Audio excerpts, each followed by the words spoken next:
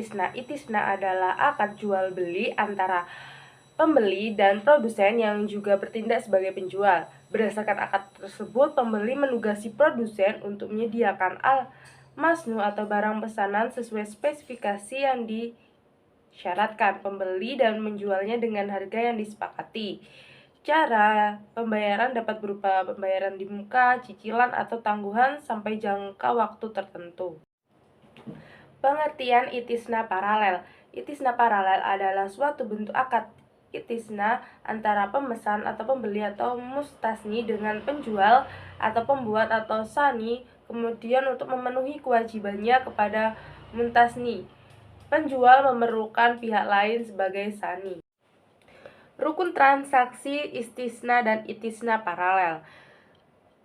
Rukun istisna yaitu yang pertama transaktor, yaitu pihak-pihak yang berakad, pembeli dan produsen atau pembuat barang.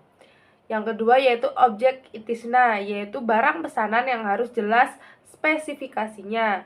Yang ketiga yaitu ijab dan qabul, pernyataan saling setuju antara kedua belah pihak. Yang kedua yaitu itisna paralel, memiliki rukun. Yang pertama, berdasarkan fatwa DSN nomor 6 tahun 2000, akad itisna kedua dilakukan terpisah dari akad pertama. Yang kedua, akad kedua baru boleh dilakukan setelah akad pertama sah. Yang ketiga, rukun-rukun akad salam pertama juga berlaku untuk akad kedua. Pengawasan syariat transaksi itisna dan itisna paralel. Yang pertama yaitu memastikan barang yang diperjualbelikan tidak diharamkan oleh syariat Islam. Yang kedua, meneliti apakah bank membiayai pembuatan barang yang diperlukan nasabah sesuai pesanan dan kriteria yang disepakati. Yang ketiga yaitu memastikan akad itisna dan akad itisna paralel dibuat dalam akad yang terpisah. Yang keempat yaitu memastikan bahwa akad itisna yang sudah dikerjakan sesuai kesepakatan hukumnya mengikat, artinya tidak dapat dibatalkan kecuali memenuhi kondisi antara lain kedua belah pihak setuju untuk menghentikan akad itisna dan akad itisna batal demi hukum karena timbul kondisi hukum yang dapat menghalangi pelaksanaan atau menyelesaikan akad. Alur itisna dan alur istisna paralel. Yang pertama yaitu nasabah atau pembeli memesan barang ke bank syariah dan melakukan akad itisna.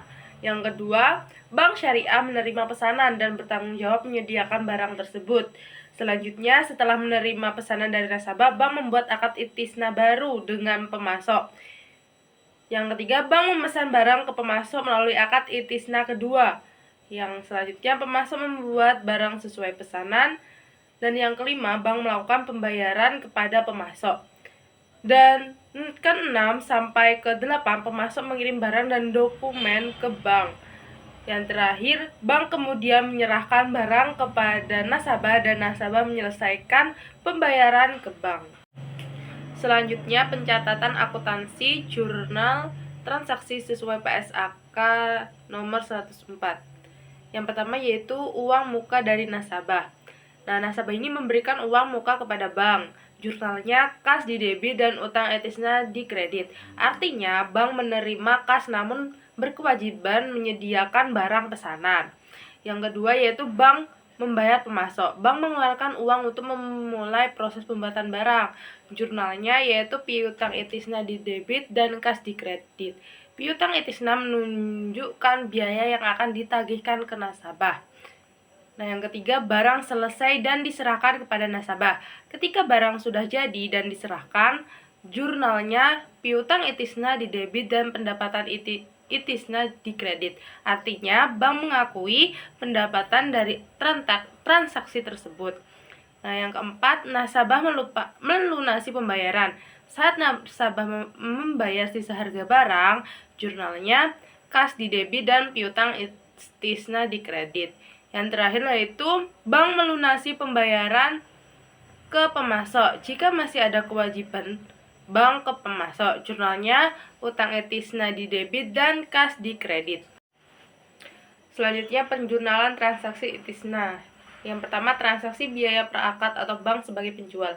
Berdasarkan PSAK 104 paragraf 25 disebutkan bahwa biaya perolehan itisna terdiri dari biaya langsung dan biaya tidak langsung. Biaya langsung meliputi biaya bahan baku dan biaya tenaga kerja langsung untuk membuat barang pesanan. Adapun biaya tidak langsung adalah biaya overhead, termasuk biaya akad dan biaya praakad. Maka jumlah transaksi tersebut adalah yaitu di debit ada beban praakad yang ditangguhkan dan di kredit ada kas. Penjurnalan transaksi itisna. Yang selanjutnya itu penandatanganan akad dengan pembeli atau bank sebagai penjual. Pada saat akad ditandatangani antara bank dengan pembeli, tidak ada jurnal yang harus dibuat untuk mengakui adanya jual beli itisna.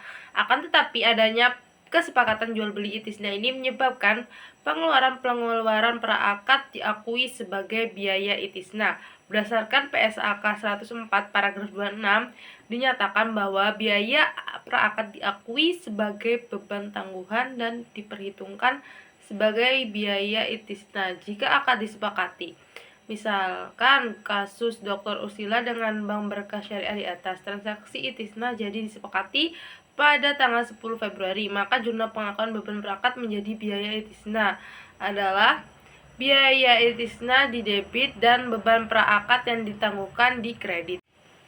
Penjurnalan transaksi itisna. Pembuatan akad itisna paralel dengan membuat barang bank sebagai pembeli. Seperti halnya saat akad itisna disepakati, pada saat akad itisna paralel disepakati dengan pembuat barang. Tidak ada jurnal yang harus dibuat terkait dengan kesepakatan jual beli itisna. Jurnal dilakukan jika terdapat transaksi pembayaran uang kepada pembuat barang oleh bank syariah. Dalam transaksi itisna, pertama diketahui bahwa pembayaran dilakukan berdasarkan tingkat penyelesaiannya, sehingga pada saat akad tidak ada kas yang harus dikeluarkan oleh bank syariah. Berdasarkan PSAK 104 paragraf 29 disebutkan bahwa biaya perolehan itisna paralel terdiri dari yang pertama, biaya perolehan barang pesanan sebesar tagihan produsen atau kontraktor kepada entitas. Yang kedua, biaya tidak langsung, yaitu biaya overhead termasuk biaya akad dan praakad. Dan yang terakhir, semua biaya akibat produsen dan kontraktor tidak dapat memenuhi kewajibannya jika ada biaya perolehan itisna paralel diakui sebagai aset itisna dalam penyelesaian pada saat diterimanya tagihan dari produsen atau kontraktor sebesar jumlah tagihan. Kesimpulannya, itisna merupakan akad jual beli berbasis pesanan yang diakui dalam fikih maupun akuntansi syariah melalui PSAK 104. Akad ini memiliki dasar hukum yang kuat dari Al-Quran, hadis serta fatwa DSN MUI dan hanya sah apabila memenuhi rukun dan syarat yang telah ditetapkan. Dalam praktiknya, itisna dapat berbentuk itisna biasa maupun itisna paralel. Pada itisna paralel, penjual meneruskan pesanan ke pihak itisna melalui akad baru yang terpisah dan independen dari akad pertama. Alur transaksi keduanya mencakup pemesanan, produksi, hingga penyerahan barang. Sedangkan pencatatan akuntansinya telah diatur secara jelas dalam PSAK 104 melalui jurnal transaksi agar transparan dan sesuai prinsip syariah.